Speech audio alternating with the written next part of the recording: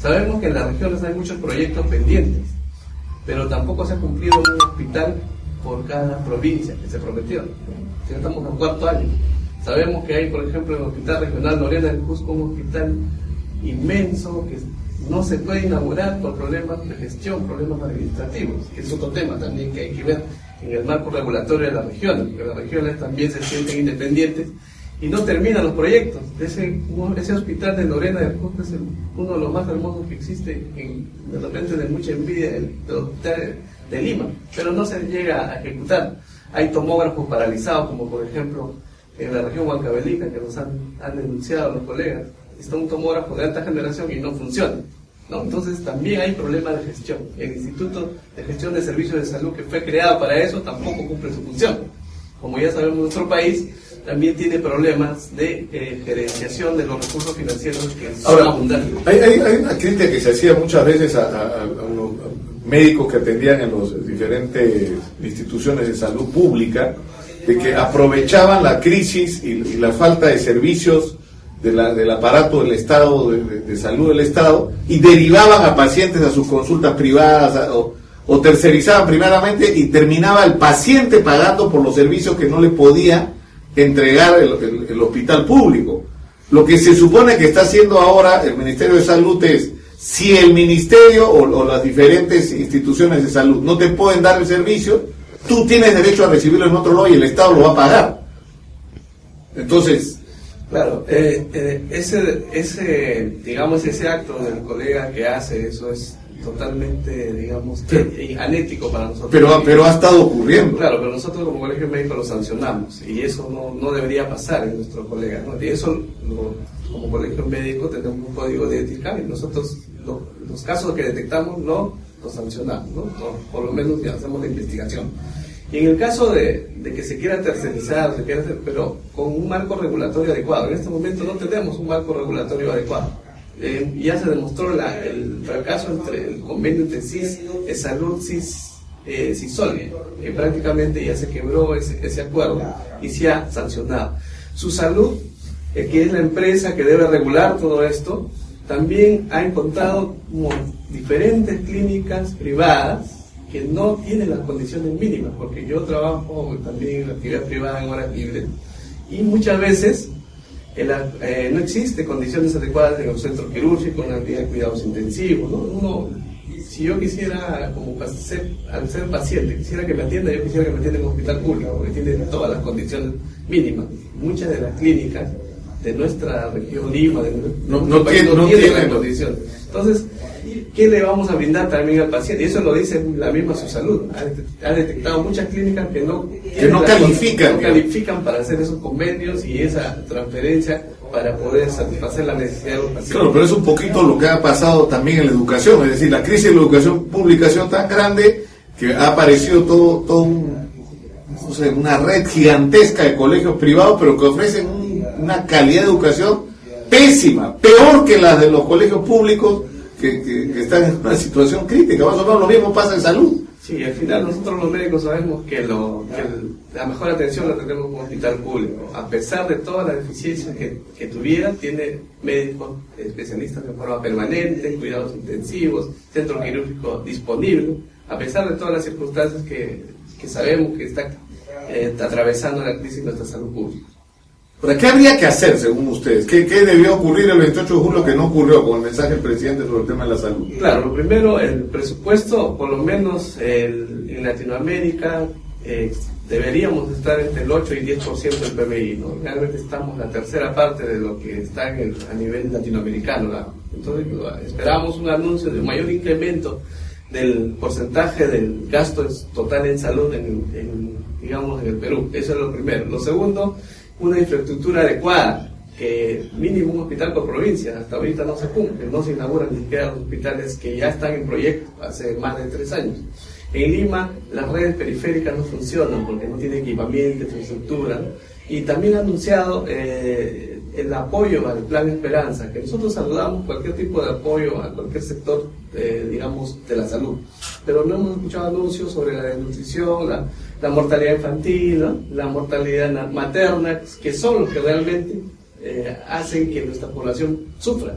son los grandes indicadores de salud, de enfermedades emergentes, la chikungunya que ha iniciado ya pequeños focos epidémicos, tenemos el dengue, ¿no?, en el norte. Entonces no hemos escuchado anuncios de apoyo a esos programas prioritarios en nuestro país, ¿no? Esa es otra área que nos preocupa.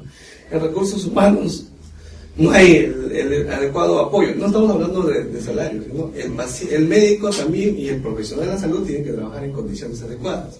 Hay una barrera para los medicamentos, ¿no? Los medicamentos genéricos en el Perú no tienen la barrera, porque hay una barrera arancelaria, hay una barrera tributaria. ¿Y por qué? Por ese traslado de Transpacífico, el TLC, ¿no?, que está haciendo que los medicamentos aún sean comprados a demasiados precios, ¿no? Así tenemos eso es lo que no se entiende. ¿Por qué si hay los recursos que se supone se están invirtiendo en salud, que son mucho más grandes de los que se han invertido en gobiernos anteriores? Si existe el seguro integral de salud que garantiza con los fondos que tiene que el paciente reciba la atención adecuada, porque esta está prepagada, ¿no es verdad? Vaya un paciente, porque acá recibimos quejas todos los días de pacientes que quieren un medicamento y no hay ¿por qué no hay? ¿Cómo es posible? Sí, o quejas peores, ¿no?, de pacientes de enfermedades crónicas que requieren una medicación constante, que se sabe más que es absolutamente programable y que tampoco están los medicamentos en una cantidad suficiente. Claro, no existe la cantidad de medicamentos suficientes. Se ha perdido un poco también las compras corporativas, ¿no? Entonces, este mecanismo TLC y el Transpacífico está generando muchas barreras para que el Estado también pueda comprar al libre mercado, ¿no? Sabemos que Bolivia, Brasil, que tiene una industria farmacéutica propia, nosotros no tenemos industria, la mayoría de industrias son transnacionales. Tenemos muchas barreras arancelarias que el Poder Ejecutivo, con MINCETUR, el MEF, MINCETUR y el presidente de la República tienen que encuadrar el marco regulatorio para poder comprar libremente en el mercado al precio que debe ser, ¿no?, como lo hace Bolivia, lo hace el Brasil, ¿no? Entonces también pedimos que el Poder Ejecutivo ya regule en forma adecuada para que nuestros pacientes sean los más beneficiados en ese sentido. Entonces el precio real al Perú llega 10, 20, 30 veces más de lo que compra el Brasil, o mejor dicho, también lo genera el mismo Brasil, porque Brasil genera su propio medicamento genérico. Ahora, hay una crítica por parte del gobierno con respecto a la actitud de la Federación Médica y de algunos colegios médicos que son controlados, según la gente del gobierno, por el Partido Aprista, y que las críticas no tienen que ver necesariamente con lo que está bien o está mal de la política de salud pública, sino con una agenda, ¿no?, más bien partidaria. No, eso, o sea, yo se lo he preguntado directamente a algunos dirigentes de la Federación Médica, me dicen, sí, somos militantes del partido, pero eso no tiene nada que ver, ¿no? Claro, quien habla no milita en ningún partido, lo único que le interesa es la salud de nuestros pacientes, ya que yo soy egresado de una facultad de medicina del Estado, de la Universidad Nacional Mayor de San Marcos, donde sabemos, todos los que hemos estudiado ahí somos parte del pueblo, ¿no?, de ese grupo que quiso, digamos, tener un desarrollo mejor hacia el futuro. Entonces, el gran compromiso que tengo personal, por lo menos, es con la salud pública, ya que nos da pena que pacientes pobres no puedan acceder a una salud de calidad. Imagínense, yo trabajo en un hospital de emergencias pediátricas, un hospital de pacientes pediátricos, y tenemos una estructura muy pequeña, que hay pacientes que llegan y tenemos que decirles que no hay sitio para atender, no hay camas hospitalarias, no hay centro quirúrgico para poder operarlos. ¿Y a dónde se van a ir? Si muchas veces los centros quirúrgicos a nivel de Lima están cerrados, porque no hay la inversión adecuada. Bueno, y en ese caso, ¿qué debería ocurrir? La tercerización, es decir, que el Estado sea responsable que esta persona reciba una atención en un centro privado. Claro, pero los centros privados están peor que los centros hospitalarios, como le había mencionado en un inicio, ¿no? Prácticamente no tiene lo que tiene un centro quirúrgico o una unidad de un sector público. Lo que se requiere es mayor inversión y buena gestión, ¿no? El Instituto de Gestión de Servicios de Salud que ha sido creado para ellos no funciona esta licitación. Ni siquiera tienen ROF, están recién en plena elaboración. ¿Cómo pueden haber creado una institución sin tener las mínimas condiciones administrativas y económicas? Porque los recursos financieros también son importantes. Entonces, necesitamos gestión adecuada, recursos hay en cantidad, porque nosotros hemos hecho un estudio con el Colegio de Economistas y sabemos que 1.000 millones de soles devuelve el Estado en salud todos los años. Imagínense, 1.000 millones y 17.000 millones que se dejan de ejecutar. Que se dejan de ejecutar y son reinvertidos. Pero finalmente 1.000 millones anuales son 4.000 millones en esos 4 años que han dejado de invertirse, como usted dice. Pero la capacidad de gestión, ¿dónde está? El Instituto de Gestión de Salud, el Servicio de Salud no está funcionando. Pero yo les cuento una anécdota. Yo estuve en Santo Domingo y vi el funcionamiento de un sistema que entiendo era piloto de cómo debería resolverse el tema de la salud. Porque se habla de cómo enfrentar el tema de la salud. Y lo que vi fue una cosa espectacular, porque era un hospital en una especie de distrito, digamos, como San Juan del Lurigancho, que era enorme, pero era un hospital que estaba en el centro, geográficamente incluso, y que no estaba saturado. Entonces yo no entendía por qué no había la cantidad de gente que había, porque el hospital estaba, es decir, no solo se construyó el hospital, sino el hospital fue parte de una red. Se construyó el hospital y se construyó no sé cuántos centros de salud intermedia a donde asistían los pacientes primarios, digamos. No es que todo el mundo iba al hospital, y los centros estaban completamente abastecidos para resolver montones de problemas de pulmonares, de presión arterial, problemas dentales, problemas de la vista, problemas estomacales, ¿no? Es decir, todos los niveles de enfermedades, ahí se resolvían temas de vacunación. Era impresionante cómo funcionaban estos centros, pero además estaban incorporados los colegios. Es decir, en los colegios se hacía vacunación, se hacía prevención, o sea, uno va al colegio, pero tiene que ir al oculista y al dentista. Y entiendo que también, aparte de la vacunación, hacían algunos otros exámenes. Y había un sistema para contratar en estas postas médicas a médicos que vivieran en la zona, a personal que viviera en la zona. Entonces había casi una relación personalizada con el barrio, de la gente que trabajaba en la posta médica, era gente conocida. Entonces era un proyecto extraordinario. Ahora, el problema es que acá hablamos mucho de que hay que construir hospitales, pero eso no nos va a resolver tampoco el problema. Sí, justamente ese es el otro vacío que hemos encontrado en el mensaje presidencial, no solo de este año, sino del año pasado y de los primeros años, ya que la estrategia mundial que ha dado mayor éxito es el fortalecimiento del primer nivel de atención, ¿no? Que es donde se puede atender el 80% de patologías, ¿no? Eso está demostrado científicamente. Y la estrategia sanitaria que debería aplicarse es la atención primaria de la salud, que la OMS lo recomendaba hace más de 30 años, ¿no? Que significa actuar sobre el primer nivel de atención. Como yo por eso les mencionaba, las enfermedades más frecuentes son problemas respiratorios, problemas digestivos, ¿no? Enfermedades diarreicas, problemas de neumonía. Y todo, uno no tiene que ir a un hospital para eso. No tiene que ir a un hospital. Por eso el hospital de provincia, los hospitales de provincia no son hospitales 3 como son el OAS, los demás, son hospitales nivel 2 a lo más, o 1-1, que son hospitales de menor complejidad. Entonces, también esa política integral significa apoyar al primer nivel de atención. Por eso un saludo a todos nuestros colegas, son los que trabajan incansablemente en forma silenciosa, no son los hospitales, las redes hospitalarias, las redes de atención que no están recibiendo el apoyo. El IGES ha desarticulado todas las direcciones regionales de salud en este momento. Ya no tenemos direcciones regionales. El primer nivel de atención se está desarticulando. Tenemos 2.500 médicos serumistas en este momento a nivel nacional que trabajan en las zonas más alejadas de nuestro país. Y son los únicos profesionales de salud a 10.000 kilómetros de la redonda. Pero hay otra cosa que sobre lo que usted llama la atención, la construcción de hospitales del mayor nivel, por lo menos uno por provincia. Porque el otro día, por ejemplo, escuchamos, ahí entran dos temas en discusión absurda, gente que tiene que ir desde Tacna hasta Arequipa para hacerse algunos exámenes, o gente que tiene que venir de Ica a Lima, viajar 300 kilómetros para atenderse. Además, en el caso de salud es bien polémico, ¿eh? Porque, por ejemplo, si uno quiere hacerse una resonancia magnética, el contrato de salud de Ica es con Lima, con una empresa que tiene en Lima. Cuando en Ica hay equipos que ofrecen y compañías que ofrecen el mismo servicio, pero no, ellos han contratado con Lima. Entonces, no tiene sentido. El paciente tiene que viajar 300 kilómetros además acompañado de otra persona. Entonces, eso eleva el costo de lo que está pagando de salud por el mismo servicio que podría contratar en Ica. Pero digamos, acá el problema es mucho más extendido, en el sentido de cuando uno requiere un examen de cierta complejidad, simplemente hay que no solo esperar a veces meses por la cita, sino viajar cientos de kilómetros. Sí, la gran complejidad en el sistema de salud es el 10 a 15%, ¿no? El 80 hasta el 90% dicen algunos se puede atender en el primer nivel de atención.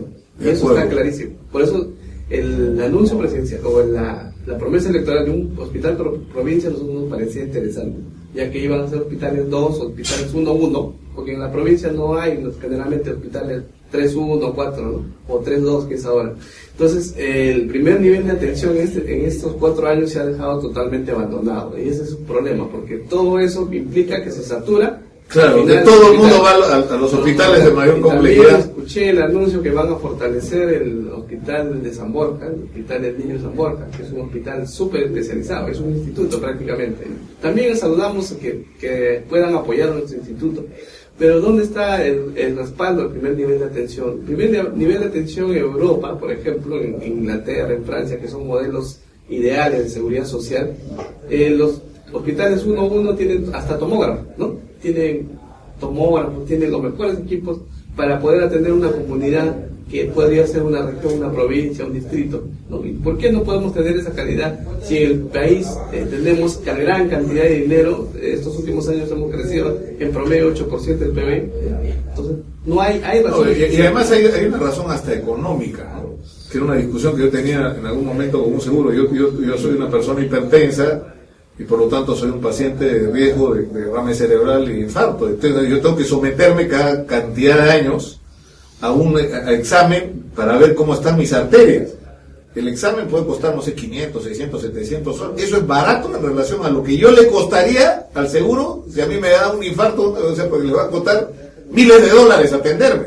Entonces, desde el punto de vista económico, tiene sentido. O sea, es mejor invertir en prevención que terminar atendiendo a un paciente en un estado crítico luego. Sí, eso está demostrado económicamente. La prevención y la promoción de la salud hace que el Estado o cualquier institución que invierta en salud gaste menos. Por eso hasta los seguros privados están invirtiendo ahora en salud preventiva y promocional, porque tienen una cobertura, digamos, integral.